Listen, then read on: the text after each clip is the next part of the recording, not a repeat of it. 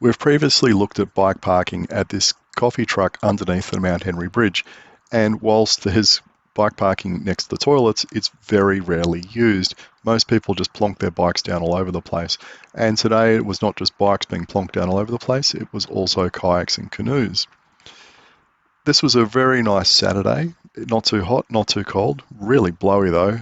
Fairly ferocious headwinds getting here. And I guess a lot of people, by the time they got here, it's like, phew, I think we need some coffee and something to keep us going, because that was a pretty difficult headwind to fight into. And you can see what we've got here. There's a mix of road bikes, flat bars, well, that's very interesting handlebars on that one, and families. Now, there's two ways to go around the river here. Over behind those hedges, there's a shared path that goes around the river. Obviously, that's for the slower, less confident cyclists, or the kids, or the elderly, whatever. And you don't want to be around there if you're on a road bike or if you're fairly fast on a flat bar bike, because there's just so many pedestrians. It's not funny. You just can't move.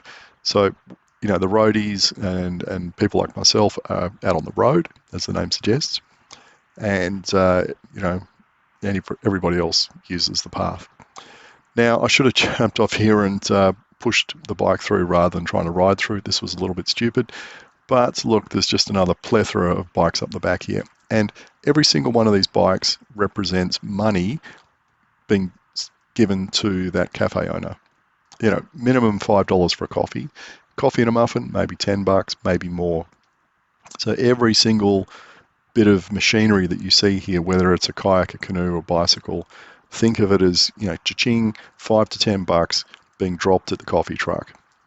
Now, how many cafe owners do you know who would look at a queue like this with all these people that have shown up who are just going, shut up and take my money, and would say, bike parking is terrible, we shouldn't have it, because we'd have all these awful cyclists turn up and give me money because they want coffee, they want food, and they're willing to pay just any amount of money for it. So it seems really bizarre that some councils just have such an anti-bike parking attitude, when something like this just clearly shows you put in just any type of bike parking, people will turn up, take advantage of it, and just throw money at the cafe owners.